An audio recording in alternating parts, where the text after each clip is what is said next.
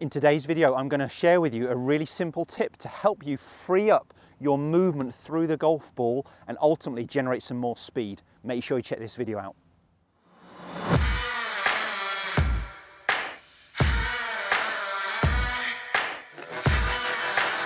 Turn and extend.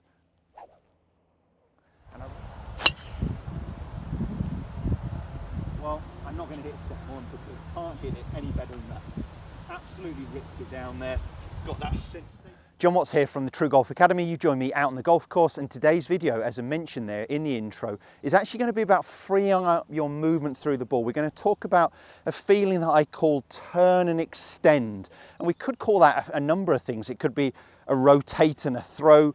It's going to be about really freeing up your movement through the impact. I have filmed some videos along these lines before, but I'm going to share with you a real simple drill and a feeling that you could start to take to the golf course. If you're new to my channel, you haven't already, please do consider subscribing. If you hit the little bell icon, it just notifies you every time a new video goes live, and the info for my social media just coming along the bottom of the screen here. So I'm going to demonstrate today's video with a driver, but this is relevant with any golf club, so it doesn't matter what we're discussing here. I'm talking about allowing your body to keep rotating to get rid of the stall. So a stall is when our body effectively stops and then the energy has to go somewhere, so it tends to be hands and arms. That often comes about when someone's trying to keep their head down or still too long, so we often see the upper body stall, therefore the lower body stalls, and the arms work a little bit independently through impact. What we really want to see is a fluid rotation with no stall of body in there. And I also want to start to see extension of the arms rather than the arms folded inwards. So I really want to allow my body to rotate, okay? I want it to not stall, I want it to keep turning, and I want to allow my arms to reach full extension just post impact. It's a big power source. Now, a great training drill you can do. I've done some before, and I'll put some links just here, well worth checking out in terms of throwing a ball, skimming a stone. Great feeling for you. I'm going to actually throw a club, and I'm going to cheat. Instead of throwing my club, I'm actually just going to throw a tour stick, which is probably what I'd recommend. Less costly, less breaking your shafts.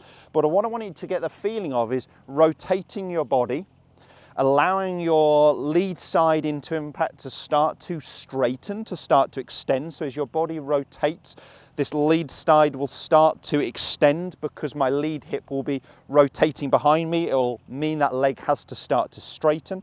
My head is turning as well, and I'm going to extend my arms, and I'm going to throw the cane as far down the fairway as possible. So I'm trying to get that feeling of turning and extending, and I really want that freedom. Now, there's a couple of things that has to happen for that to go ahead. I can't be gripping it too tight, too tense, so that is a great lesson just for every golf swing, really. And I've got to keep my body from stalling, so I've got to allow my head, my chest, my hips to rotate rather than head down, head still. So this is a great feeling. If you're someone who feels a little bit restricted, I see a lot of it impact, the arms slightly folded, the head down, the body pretty square on rather than rotated. You know, and we often then see the pattern of perhaps a chicken wing through the ball. Let me shut up and go ahead and throw this. So I'm just going to make a smaller, backswing movement. I'm really going to turn and extend. And I really want that feeling. I want to do that one more time. It's quite good fun. Rotating your body, extending the arms. Let's try and get a little bit more flight, a little bit more height on this. My lead side is going to straighten, my body is going to rotate, and my arms are going to be extending. That's a great feeling, great sensation for you. If you cling on to it too long, which is what a lot of people do, you'll probably throw them a little bit too far to the left to start with, but try and get that sensation of rotating my body, allowing my lead side to extend, allowing my arms to extend, then grab a club, get that same feeling. In one video I called it a turn and throw, a rotate and extend. Doesn't really matter what that thought is in your golf swing, but do the drills, and then whatever that feeling is, use it.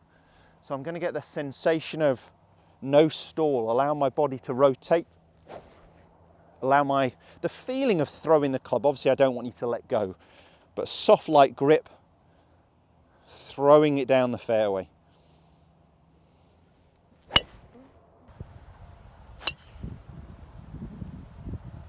Well, I'm not going to hit the second one because I can't hit it any better than that. Well, I'm not going to hit a second one because I can't hit it any better than that. Absolutely ripped it down there. Got that sensation of turning, a lot of freedom. You'll have seen on the slow-mo that my arms were actually extending into and post-impact. Great power source, utilize it.